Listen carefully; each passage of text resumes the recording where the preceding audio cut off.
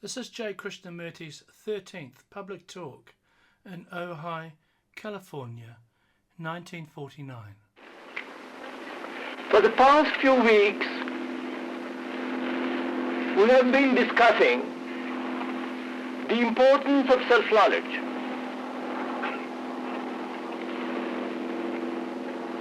How it is essential. Before there can be any action, before there can be right thinking, one should know oneself. Not only the superficial, conscious mind, but also all the hidden, what is unconscious.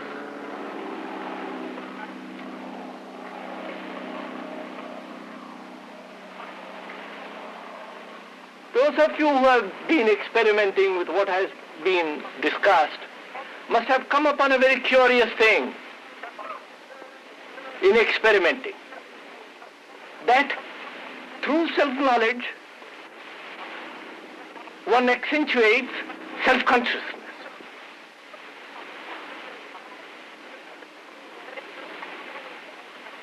That is, one is more concerned about oneself. And most of us are caught in that. One doesn't seem to be able to go beyond. And I would like to discuss this evening why it is that most of us contain ourselves, limit ourselves to self-consciousness and not capable of going beyond.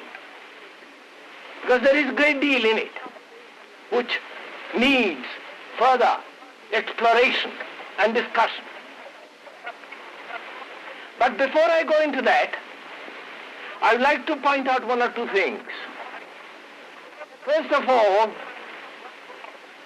please don't take photographs.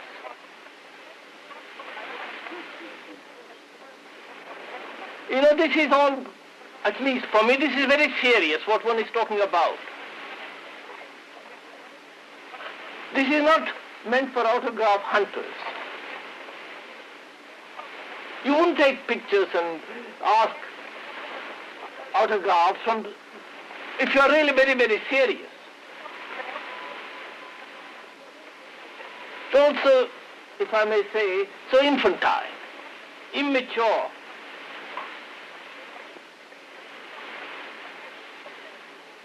And the other thing I would like to point out also, as I've already said before,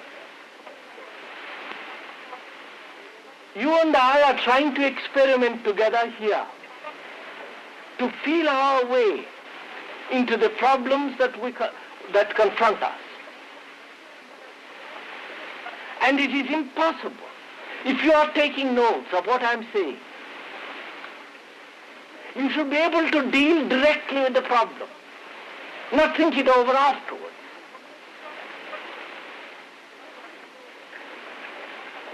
Because when you are really experiencing something, you don't take notes. You take notes when you're not experiencing, when you're not really thinking, feeling, experimenting.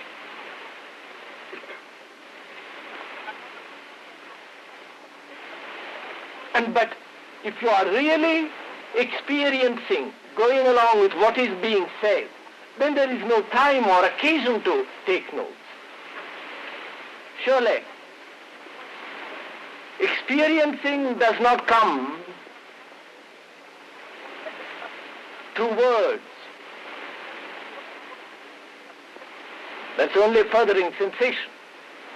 But there is an experiencing if we can go more and more deeply into what is being said immediately. So it would be good if each one of us was serious enough to experiment with what is being said and not merely postpone or be distracted from the central issue. As I was saying,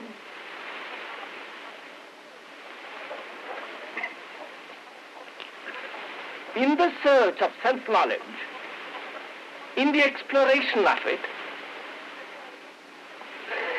one gets caught in self-consciousness.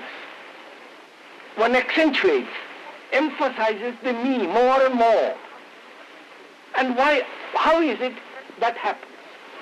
Because, as we've said from during all these talks, what is important is the freedom from me, the mind, the self.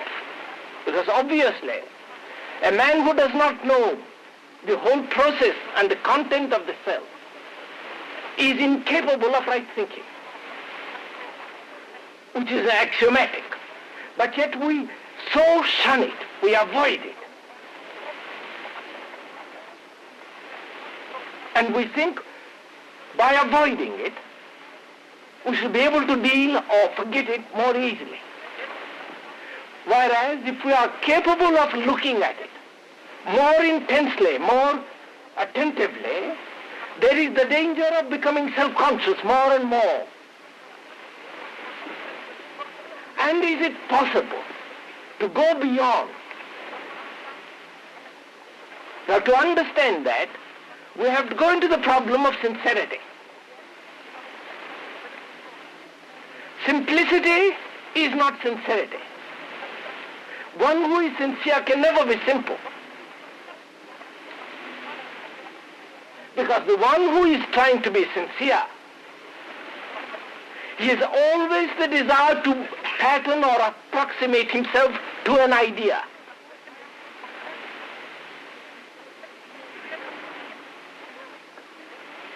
And one needs extraordinary simplicity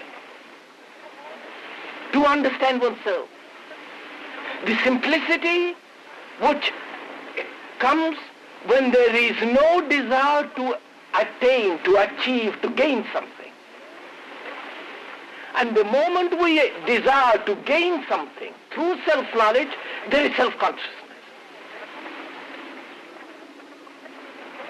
in which one gets caught.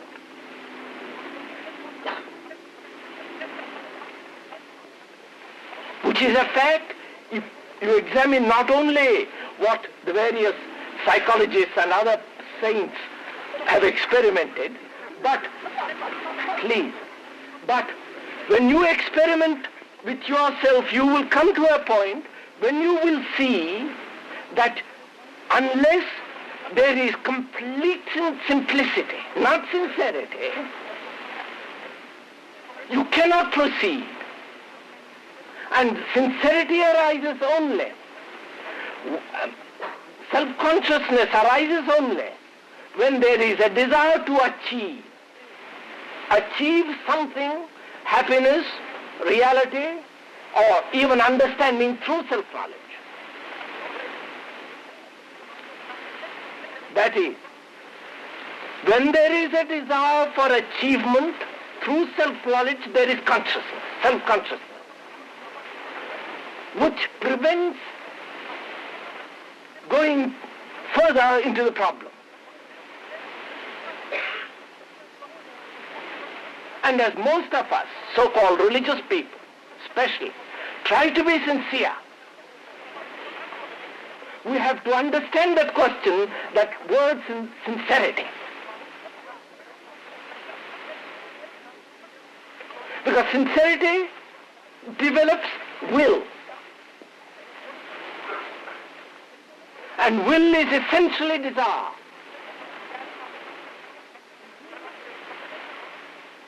You have to be sincere in order to approximate yourself with an idea.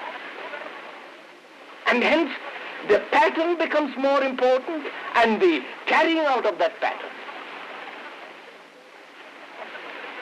To carry out a pattern, you must have will. And which denies simplicity. Simplicity comes into being only when there is freedom from the desire to achieve.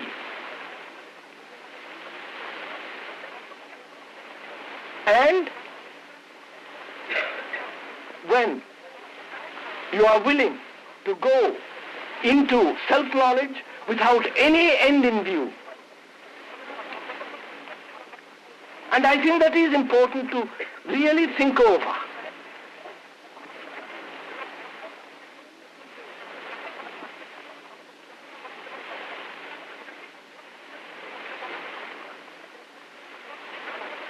What is required is not sincerity, not the exertion of will to be something or not to be, but to understand oneself from moment to moment, spontaneously as things arise. How can you be spontaneous when you are approximating? How do you discover anything in yourself? Only at unexpected moments.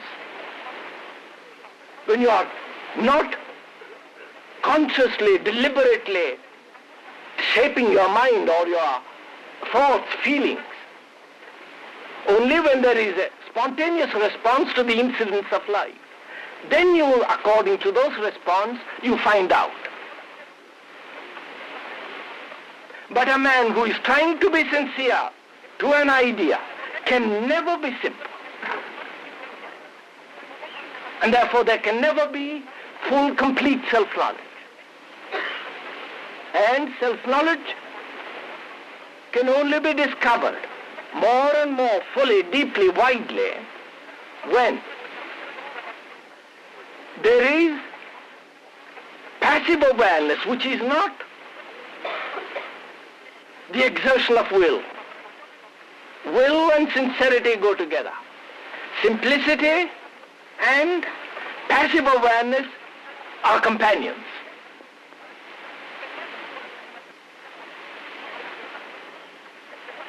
Because when one is passively aware, deeply, then there is a possibility of immediate understanding. As we discussed, when you want to understand something, if you're all the time consumed with the desire to understand it, making an effort to understand it, naturally there is no understanding. But if there is a passive, alert awareness, then there is a possibility of understanding it. Similarly, to understand oneself ever deeply and widely, there must be passive awareness, which is extremely difficult for most of us either condemn or justify. We never look at anything passively. We project ourselves upon the subject. Painting a poem or anything, especially where we are concerned. We are incapable of looking at ourselves without any condemnation or justification. And that is essential, surely, to understand more and more, wider and deeply.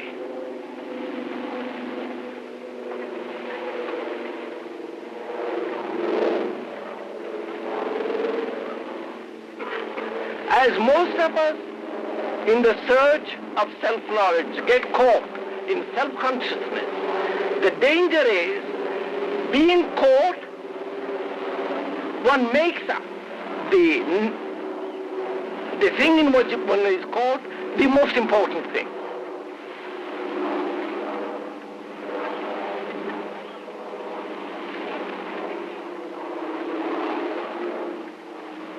And to go beyond self-consciousness, there must be the freedom from the desire to achieve a result. Because after all, the achievement of a result is what the mind wants. It wants to be secure, to be safe, and therefore projects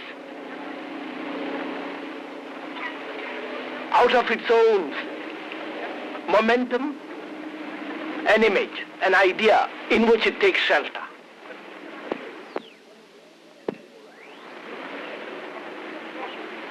And to avoid all the illusions that the mind creates and being caught in it, it is only possible, such avoidance, when there is no desire for a result.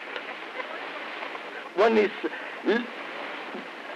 living from moment to moment, and that is possible.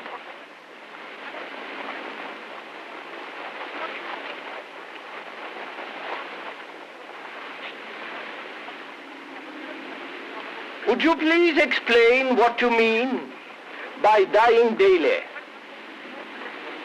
Would you please explain what you mean by dying daily?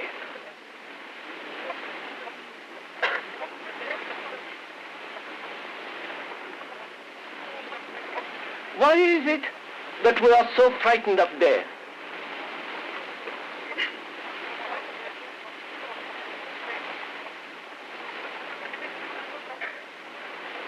Because death is the unknown. Tomorrow we don't know what's going to happen. Actually we don't know what's going to happen. Though we build for tomorrow, actually, realistically we don't know. And so there is always the fear of tomorrow. So, fear is the guiding factor.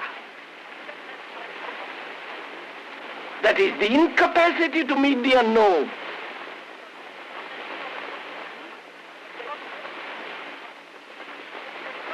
And therefore, we continue taking over from today to tomorrow. That's what we are doing, aren't we?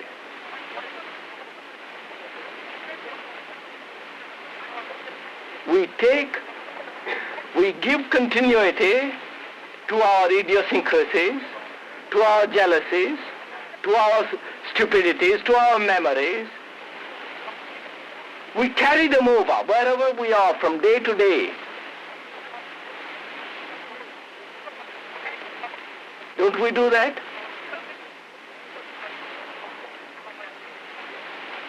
And so there is no dying. There is only an assurance of continuity. That's a fact. Our names, our actions, the things that we do, our property, the desire to be, all these give a continuity.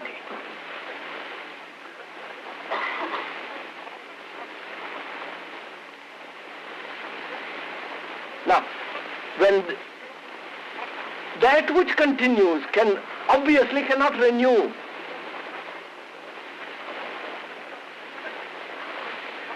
There can be renewal only when there is an ending. If you are the same tomorrow as you are today, how can there be renewal? That is, if you are attached to an idea, to an experience which you have had yesterday and desire to continue it again tomorrow, there is no renewal. There is a continuity of the sensation of the memory of that experience. But the experience itself is dead. There is only the memory of that sensation, of the experience. And that sensation you want to continue.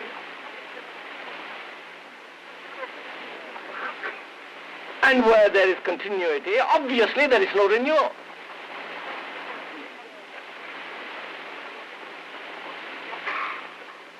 And yet it is what most of us want. We want to continue.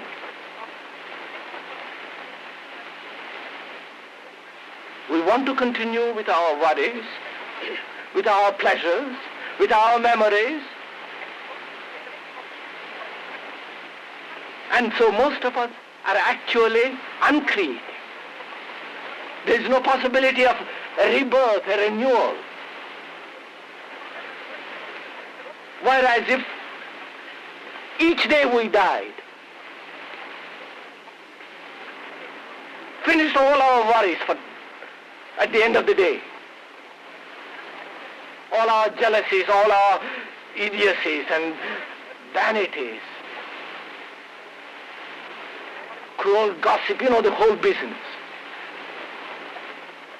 If we came to an end each day and not carry it over for tomorrow, then there is a possibility of renewal, is there not?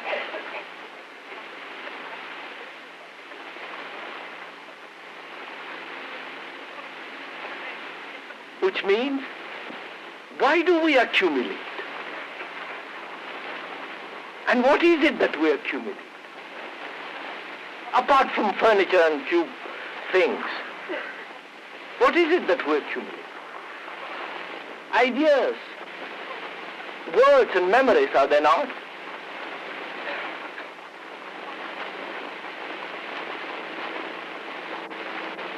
And with these we live. We are those things.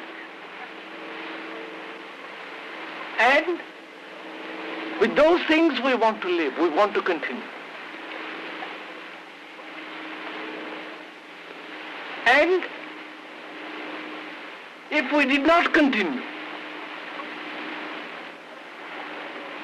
there is a possibility of a new understanding, a new opening. This is not metaphysical, this is not something extraordinary. Experiment with it with yourself and you'll see an extraordinary thing take place.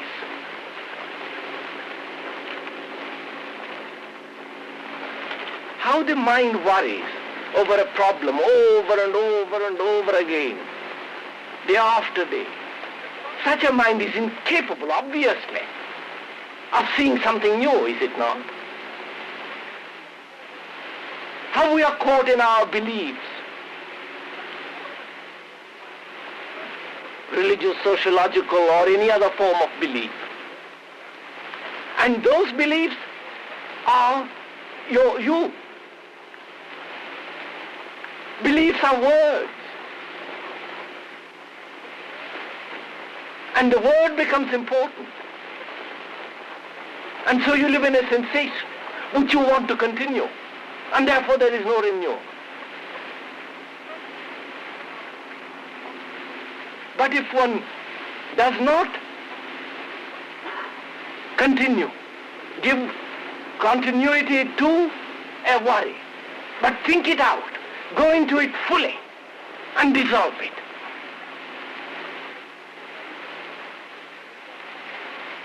then your mind is fresh to meet something else, anew.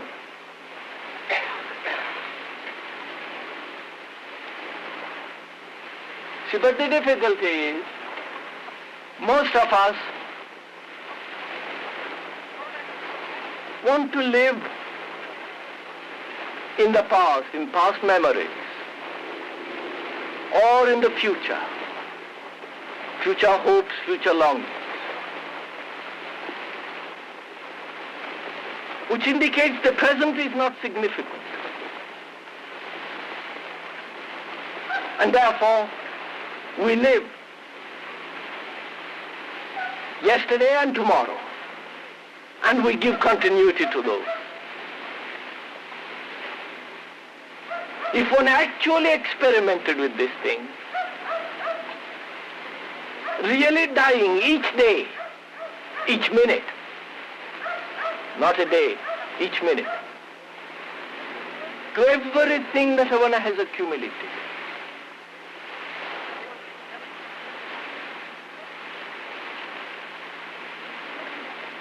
then there is a possibility of immortality.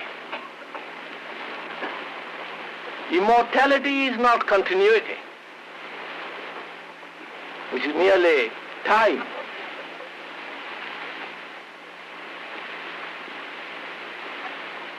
But when there is a freedom from continuity, that is continuity only to memory, to idea, to word, then there is a state of timelessness.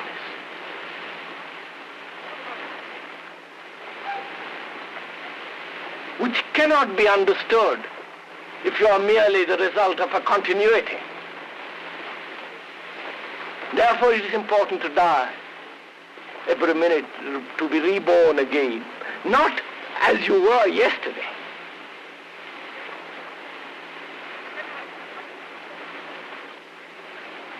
This is really very important if you would go into it seriously.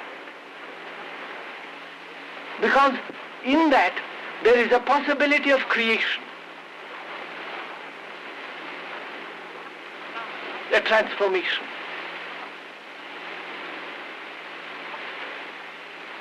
And that's why most of our lives are so unhappy, because we don't know how to renew. We're worn out. We're destroyed by yesterday. by yesterday's memories, misfortunes and happiness, incidents, failures.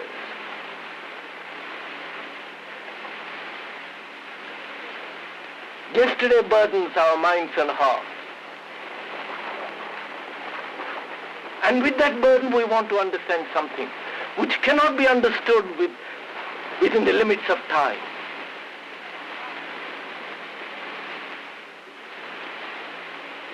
That's why it is essential, if one would be creative in the deep sense of that word, there must be death to all the accumulations of every minute. And this is not fantastic. This is not some mystical experience. One can experience this directly, simply, when one understands the whole significance of how time as a continuity prevents creativeness.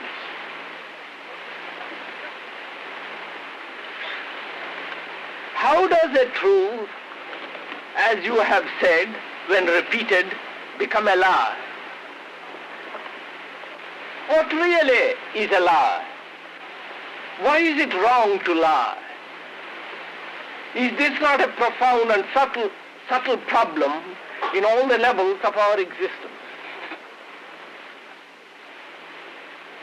How does a truth, as you have said, when repeated, become a lie? What really is a lie? And why is it wrong to lie?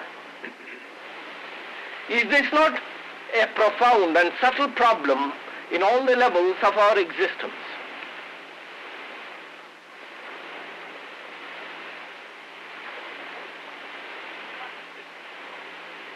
There are two questions in this, so let's examine the first, which is, when a truth is repeated, as I've said, it becomes a lie.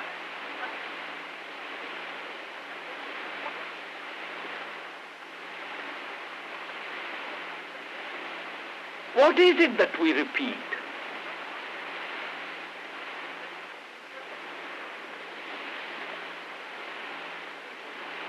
Can you repeat an understanding? I understand something. Can I repeat that? I can verbalize it. I can communicate it. But the experience is not what is repeated. Surely. But we get caught in the word and not in the experience.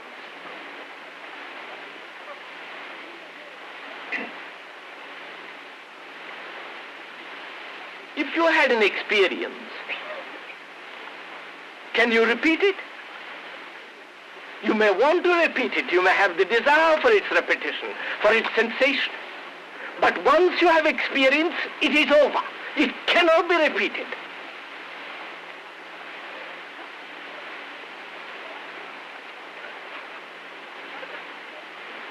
What can be repeated is the sensation and the corresponding word that gives life to that sensation.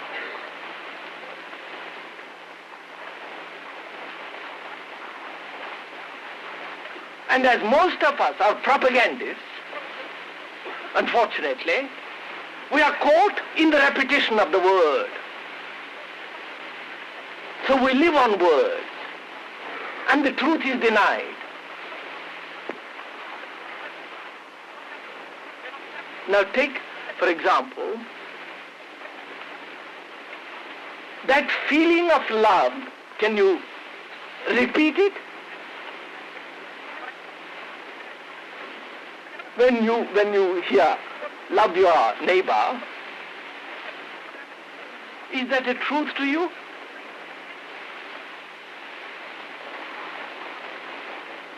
It is truth only when you love your neighbor. And that cannot be repeated. That is the love, not the word.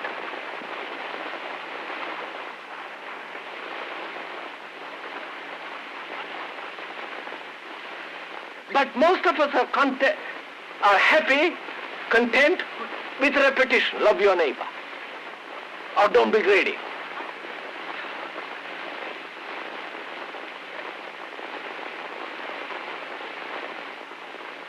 So when a truth of another or an experience which you have had, which is actual, merely through repetition does not become the reality. On the contrary, repetition prevents reality. Merely repeating certain ideas is not reality.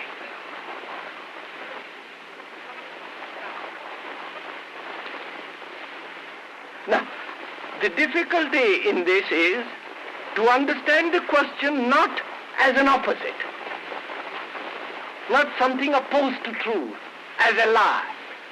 If one can see the truth of what is being said, not in opposition, not in contrast, not something as a lie or a truth, but see that most of us repeat without understanding.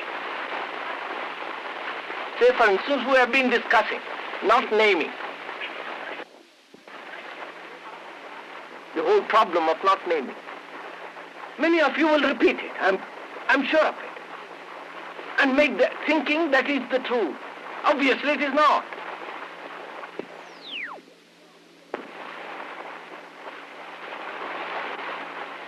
You will never repeat it if it is an experience, a direct experience. You may communicate it, but the sensations behind it are gone. The emotional content behind the words are entirely dissipated when it's a real experience.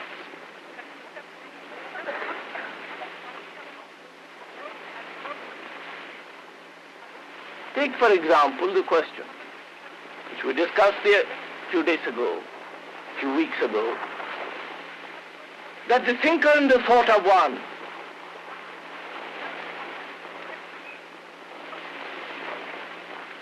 It may be a truth to you because you have directly experienced it. And if I repeated it, it would not be true, would it? True not opposed to the false, please. It wouldn't be actual, it would be merely repetitive.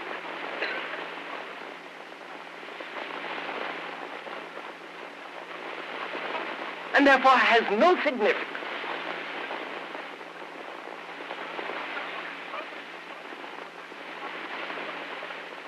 But you see, by repetition, we create a dogma. We build a church. And in that we take refuge. The word becomes the truth and not truth. The word is not the thing. But what the thing is the word.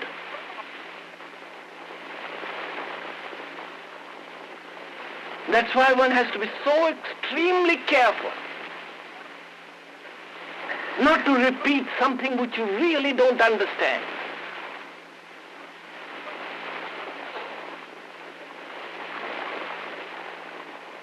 If you understand something, you can communicate it, but the words and the memory have lost their emotional significance.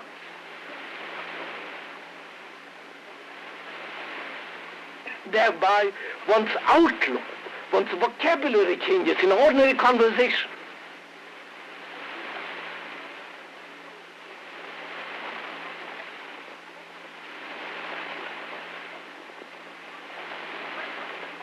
So, as we are truth seekers through self-knowledge, and not mere propagandists, it's important to understand this.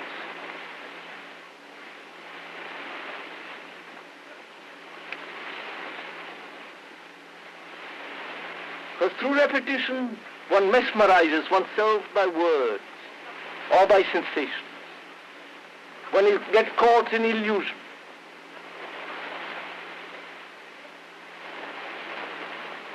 And to be free of that, it is imperative to experience directly. And to experience directly, one must be aware of oneself in the process of repetition, of habits, of words, of sensations. Thereby one gives an extraordinary freedom so that you can experience, there can be a renewal and a constant experiencing, a newness. The other question is, what really is a lie? And why is it wrong to lie? Is this not a profound and subtle problem in all the levels of our existence?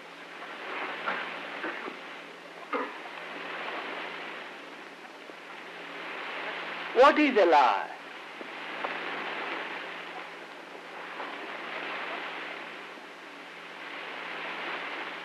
A contradiction, isn't it? A self-contradiction.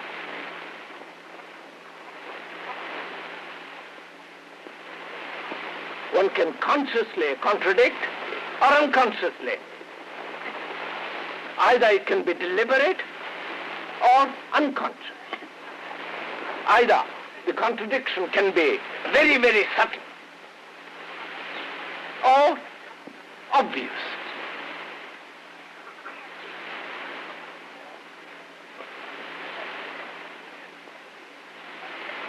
And when the cleavage in contradiction is very great, then one becomes either unbalanced or one realizes the cleavage and sets about to mend it. Now, to understand this problem, what's a lie and why we lie, one has to go into it with an understanding not as an opposite. Can we look at this problem of contradiction in ourselves without trying to be not contradictory? I don't know if I'm making myself clear.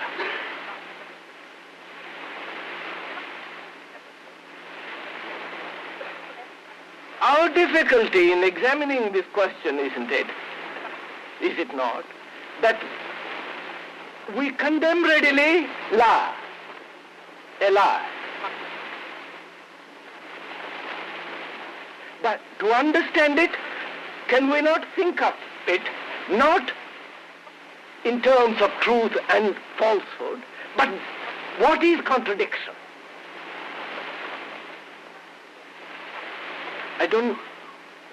All right. Why do we contradict? Why is there contradiction in ourselves?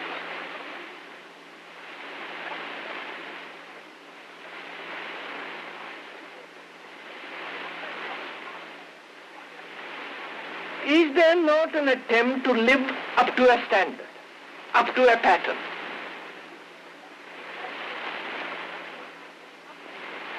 This constant approximation of ourselves to a pattern, to be something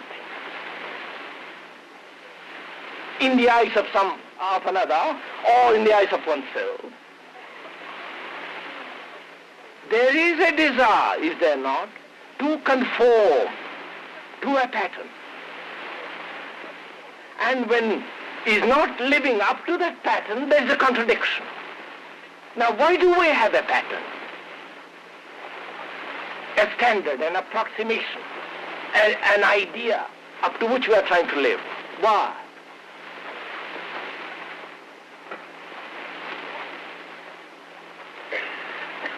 Obviously to be secure. Obviously to be safe. to be popular, to have good opinion, and so on, so on.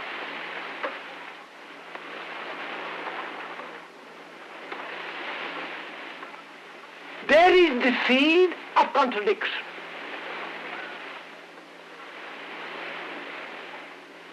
As long as we are approximating ourselves to be something, there must be contradiction.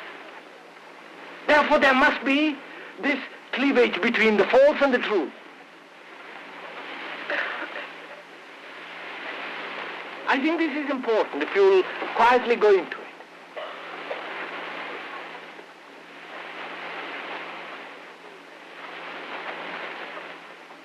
Not that there is not the false and the true, but why the contradiction in ourselves? Is it not because we are attempting to be something? To be noble, to be good, to be virtuous, to be creative, to be happy, and so on, so on, so on.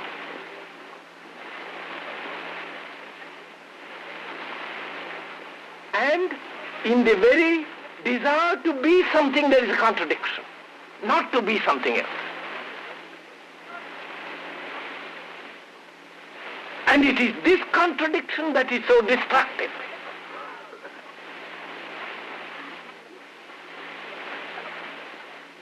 If one is capable of complete identification with this or with that, then contradiction ceases. But when we do identify with ourselves with something completely, there is self-enclosing. There is a resistance which brings about unbalance, which are obvious things.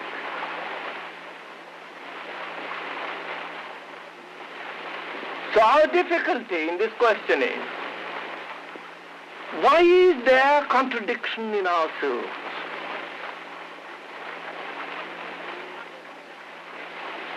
I have done something and I don't want it to be discovered.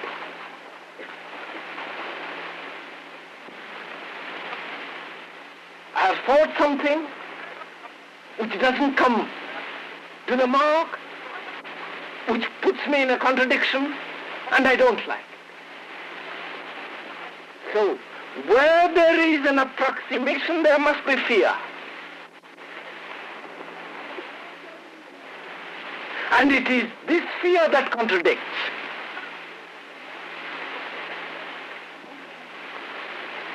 Whereas if there is no sense of becoming, being, attempting to be something, then there is no sense of fear. Then there is no contradiction. Then there is not a lie in us at any level, consciously or unconsciously. Something to be suppressed, something to be shown. And as most of our lives are a matter of moods and poses,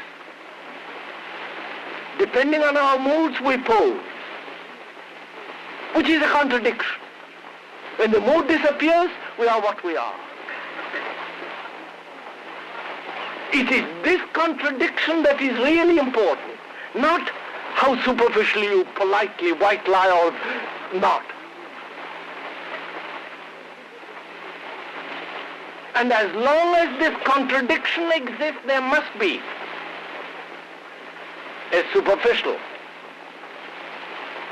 existence and therefore superficial fears which have to be guarded. A white lie, all the rest of it follows. If we can look at this question, not what is a lie and what is true, but look at it not taking this opposites, but going into the problem of contradiction in ourselves, which is extremely difficult, because most of our lives are contradictory. Because we depend so much on our sensations.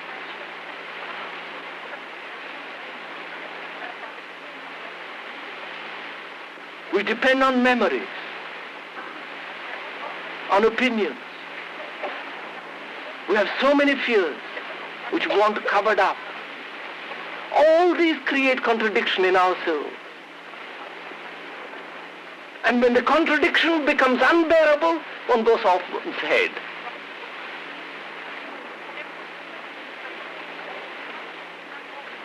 One wants peace, and everything that one does creates war. Not only in the family, but outwardly.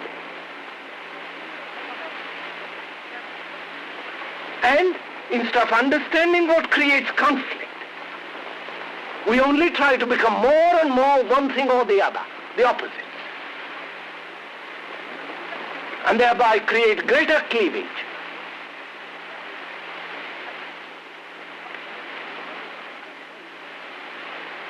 So, is it possible to understand why there is contradiction in ourselves? Not only outwardly, but much more deeply, psychologically, inwardly.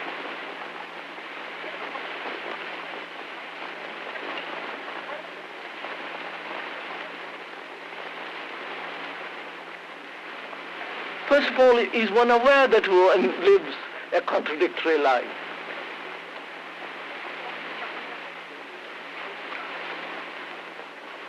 We want peace, we are nationalistic.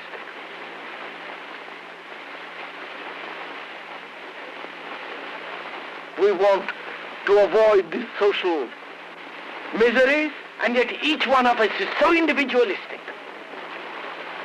limited, self-enclosing.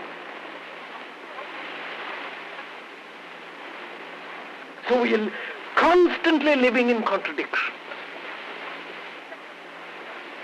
Why?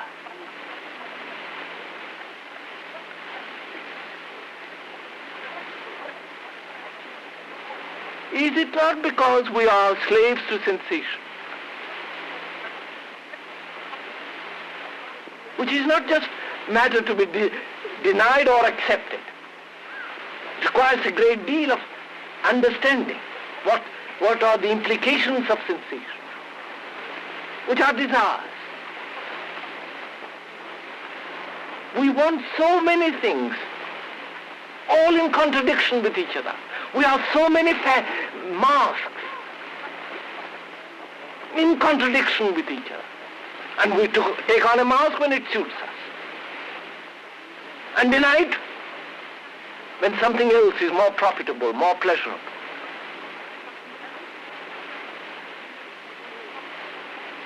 It is this state of contradiction that creates the lie.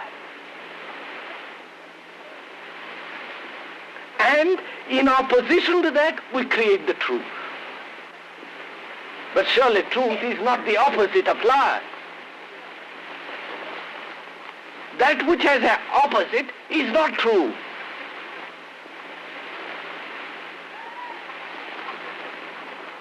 The opposite contains its own opposite. Therefore it is not true.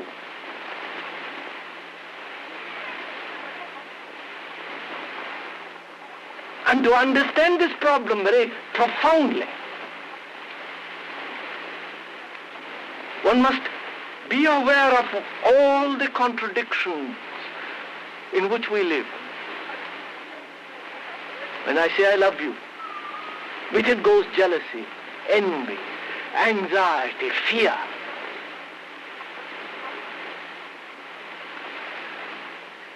Which is a contradiction.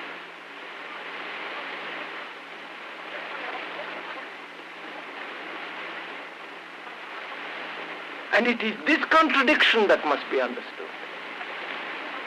And one can understand it only when one is aware of it. Aware without any condemnation or justification, merely to look at it.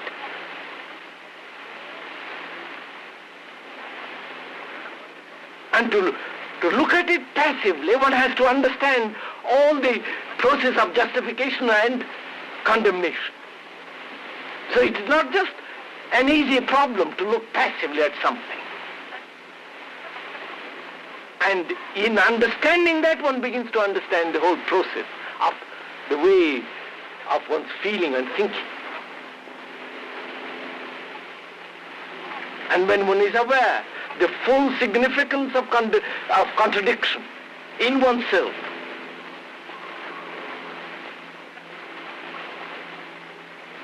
it does bring an extraordinary change.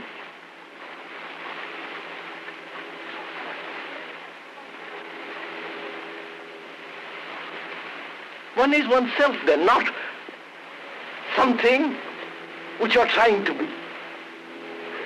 Not an ideal, not a seeking happiness. You are what you are, and then from there proceed. Then there is no possibility of contradiction.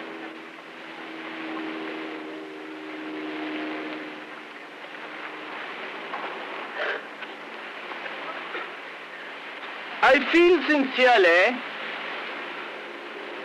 I desire to help people, and I think I can help.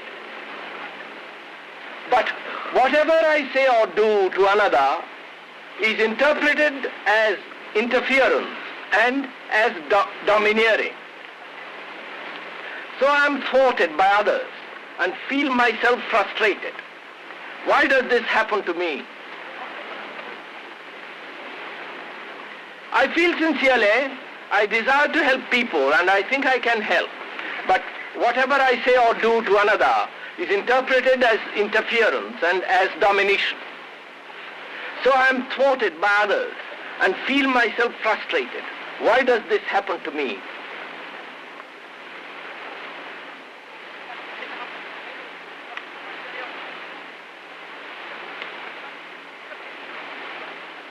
What is it when we mean by help another? What do we mean by that word?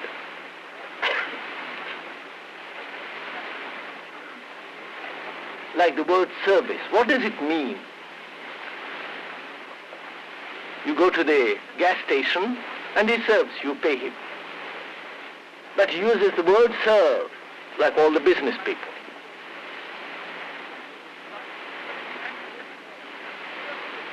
All the commercial people use that word. And is not those who also wish to serve, they are not also the same spirit. They want to help if you give them also something. That is, they want to help you in order to fulfill themselves.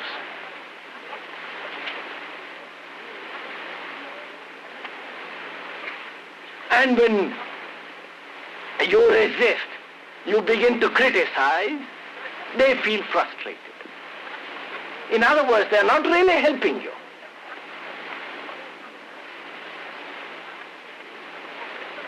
Through help, through service, they are fulfilling themselves.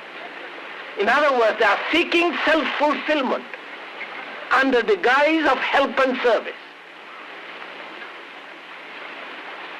which when thwarted, gets angry, begins to gossip, begins to tear you to pieces. Which is obvious fact, is it not?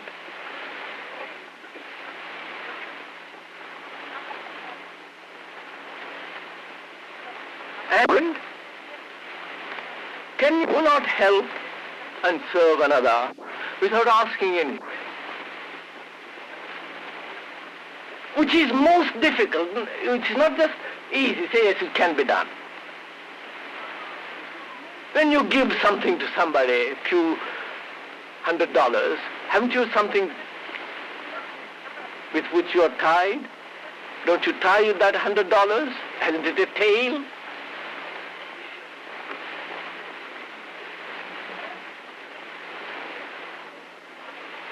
Can you give and forget?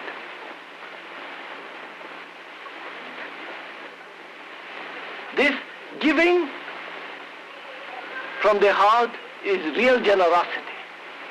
But the generosity of the hand has always something to be held. It holds.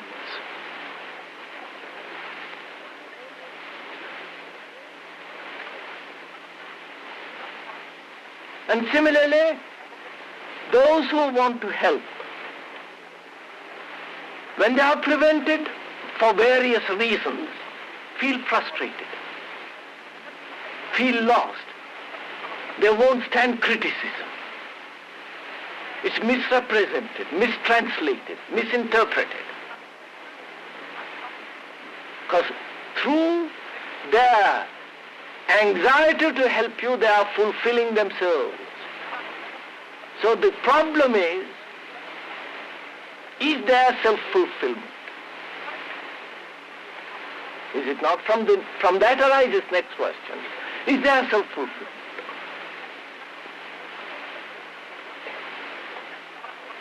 Is not that word self-fulfillment contradiction? When you want to fulfill yourself in something, what is that something in which you are fulfilling? Is it not self-projection? Say, I want to help you. I use the word help,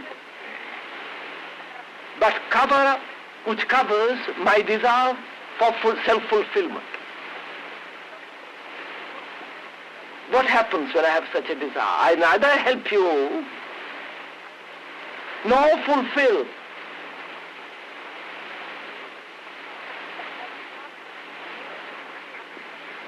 Because to fulfill means with most of us to have pleasure in doing something which gives me gratification. In other words, self-fulfillment is gratification, is it not? Superficial or permanent gratification. As long as I am seeking gratification, which I call self-fulfillment, can gratification be permanent? Obviously not. Surely, when we talk about self-fulfillment, we mean a gratification that is more deep, more profound than the superficial. And can gratification ever be permanent? And as it can never be permanent, we are changing our self-fulfillment. At one period it is this, and later it is that. And ultimately we say my fulfillment must be in God, in reality.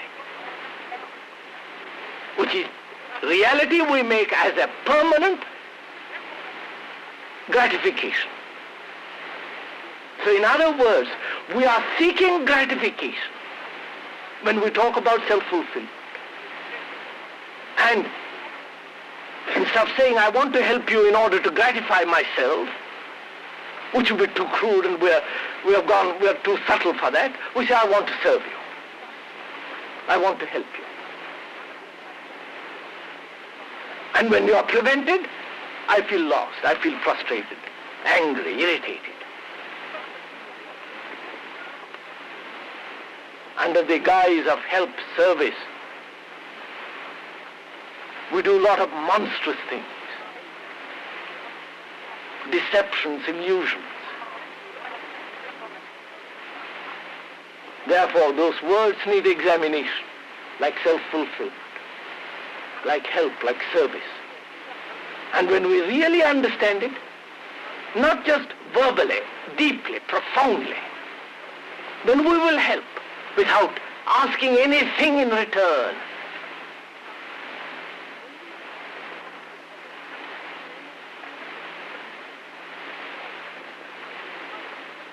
And such help will never be misrepresented. Even if it is, it doesn't matter. There is no sense of frustration, sense of anger, criticism, gossip.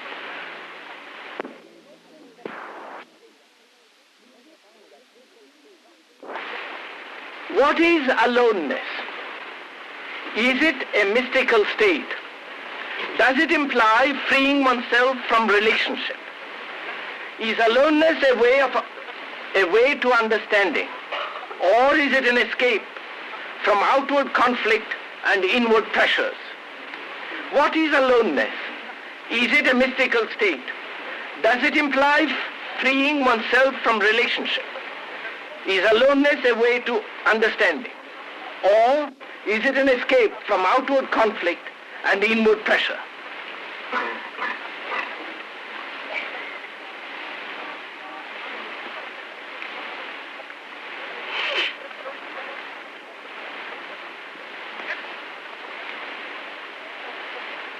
Do not most of us, or not most of us, trying to isolate ourselves in relationship.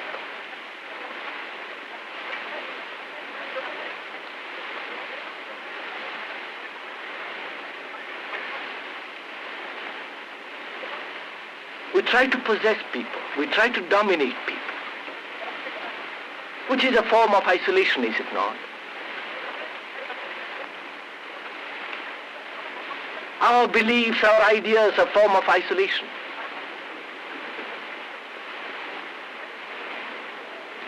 When we withdraw, when we renounce, it's a form of isolation, is it not?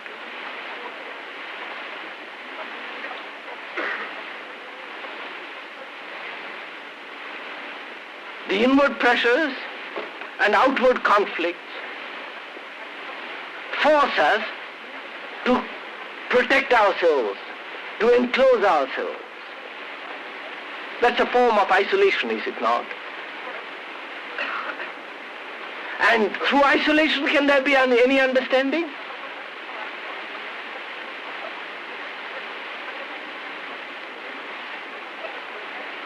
Do I understand you if I resist you? If I enclose myself with my ideas, with my prejudices, of my criticism of you and so on, so on?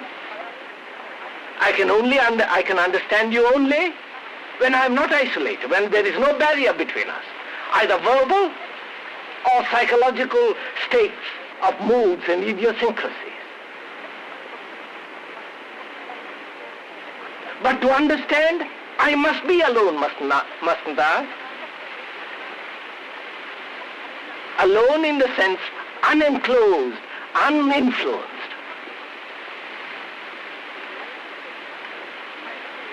Most of us are put together, made up of memories, of idiosyncrasies, of prejudices, of innumerable influences. And through all that we try to understand something. How can there be understanding when we are things produced, brought together, made up? And when there is a freedom from that, there is an aloneness, which is not an escape. On the contrary, it's the understanding of all these things that bring about an aloneness, with which you meet directly, life.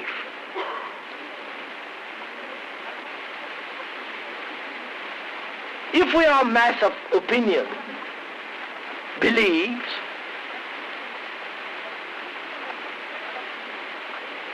when we are put together, we think we are an integrated being. Or we try to seek integration with all these burdens. Surely there can be only integration, not only at the superficial level, but completely, right through. When there is a freedom from all these through understanding, not merely throwing them aside, but really understanding all the influences that are constantly impinging upon one, the beliefs, the memories, the idiosyncrasies and so on, then as one begins to understand these, there is an aloneness which is not contradiction, which is not an opposite of the collective or the individual.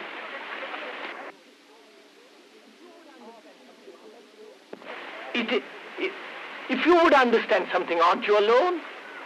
Aren't you completely integrated at that moment? Is not your attention completely given?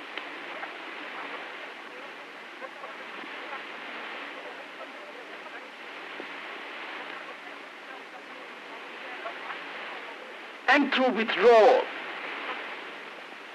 Can there be any understanding? Through resistance, can there be any understanding?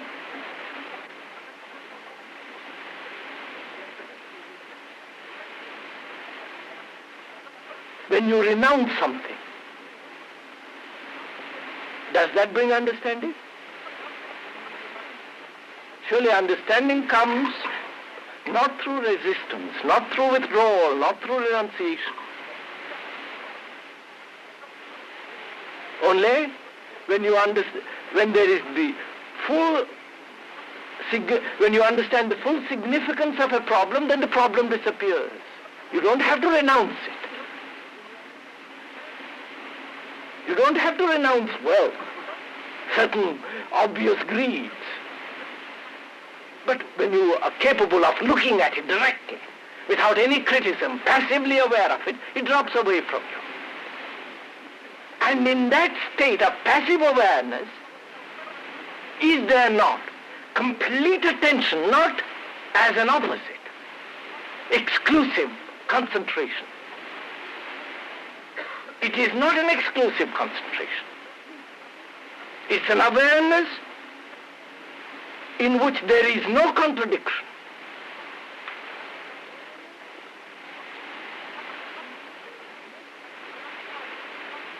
And therefore, loneliness disappears. Most of us are lonely. Most of us are single. There is no depth. We come to an end very quickly. And it is this loneliness that creates the withdrawals, the escapes, the covering up.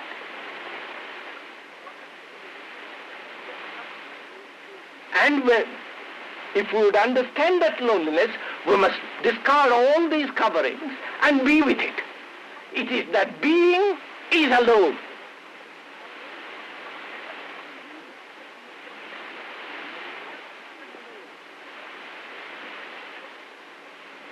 Then you are uninfluenced. Then you are not caught with moods.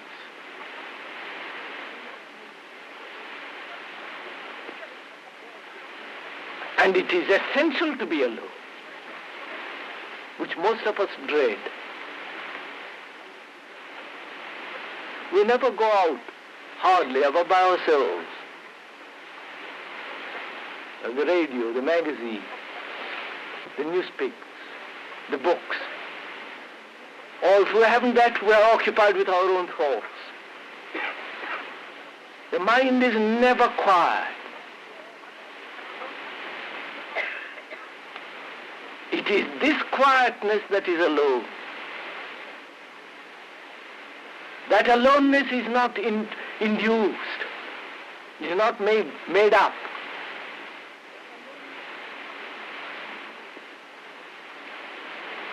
When there is a lot of noise and you are silent, it is alone, is it not? You must be alone. If you are a success, then there's something obviously wrong.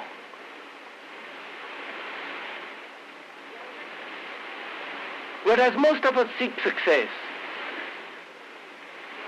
And that's why we're never alone. We are lonely, but we're never alone. It's only when there is aloneness, then you can meet that which is true, which has no comparison.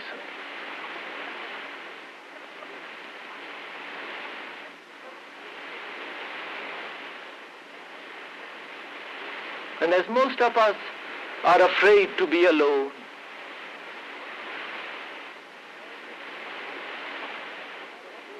we build various refuges, various safeties, various escapes, and give them big sounding names.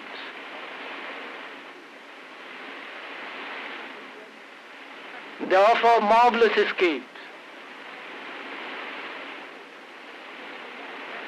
But they are all illusions. They have no significance.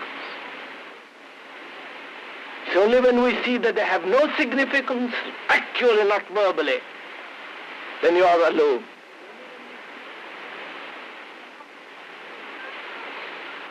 Then the alone can go,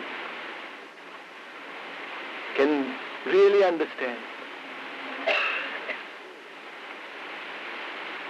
Which means that we have to strip ourselves of all the past experience.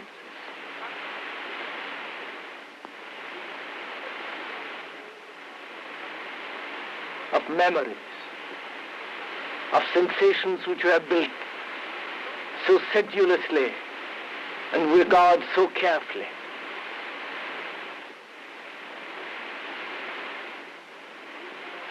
Surely an unconditioned mind can only understand that which is unconditioned, reality. And to uncondition the mind, one must face not only loneliness, but go beyond.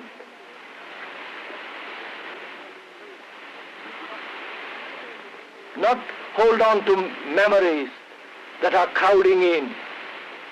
For memories are mere words. Words that have sensations. It's only then when the mind is utterly quiet, uninfluenced, then is it possible for it to realize that which is.